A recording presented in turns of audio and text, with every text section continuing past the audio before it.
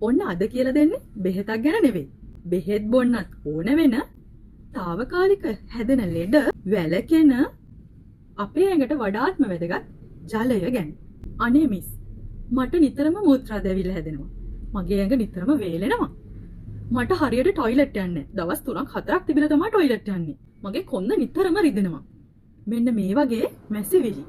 මගේ ෆාමසියට එන තරුණ කට්ටියගෙන් මට අහන්න ලැබෙන දේවල්. මං ඊළඟට එයාලගෙන් අහන ප්‍රශ්නේ තමයි ඔයා වතුර කොච්චර බොනවද කියන ප්‍රශ්නේ. එතකොට මට ලැබෙන උත්තරේ දන්නවද? මිස් මං කරන රස්සාවත් එක්ක මට වතුර බොන්න මතක් වෙන්නේ නැහැ. වතුර බොන්න වෙලාවක් නැහැ. ඒ වගේම තමයි මං වතුර බොන්නේ කෑම කාලා වතුර ටිකක් බොනවා. ආයෙත් කෑම කාලා වතුර ටිකක් බොනවා. එච්චරයි මං දවසටම වතුර බොන්නේ.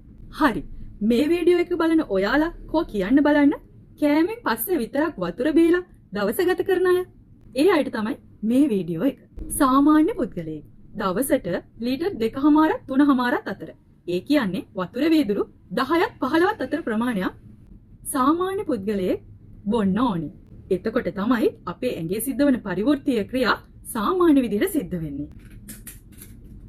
ඉතින් ඔයාලගේ රස්සාව කරන තැන, ඔයාලා වැඩිපුරම රැඳෙන තැන, ඔයාලට නිතරම පේන විදිහට ලීටර් 1.5 වතුර බෝතල් 2ක් පුරවලා තියාගන්න. ඒක දවස ඉවර වෙනකම් ටික ටික බොන්න. ඉතින් වතුර කියන්නේ අපේ ඇඟට අත්‍යවශ්‍යම දෙයක්. දවසකට අවශ්‍ය වතුර ප්‍රමාණයම බොන්න try කරලා බලන්නකෝ. එතකොට ඔයාලට තේරෙයි ඔයාලට ඔය තියෙන ඇඟේ පතේ අමාරු, කොන්දේ අමාරු, නිතර මූත්‍රා ආසාද නැති වෙන එක. ඒ වගේම ඇඟ වේලිලා වගේ තියෙන එක විතරක් නෙවෙයි. අත්‍යවශ්‍යම දෙයක් වෙන අපේ ඇඟ සැහැල්ලු වෙන টয়ලට් යෑමේ අවශ්‍යතාවය. මේ සේරම දේවල් සාමාන්‍ය දේවල් බවට පත් වෙනවා දිනකට අවශ්‍ය වතුර ප්‍රමාණය නිවැරදිව ලබා ගත්තාම. එහෙනම් try කරලා බලන්නකෝ. එන්න දැනගෙන බෙහෙත් බොන්න. අපි වෙල්නස් ෆාමසි දඹුල්ල.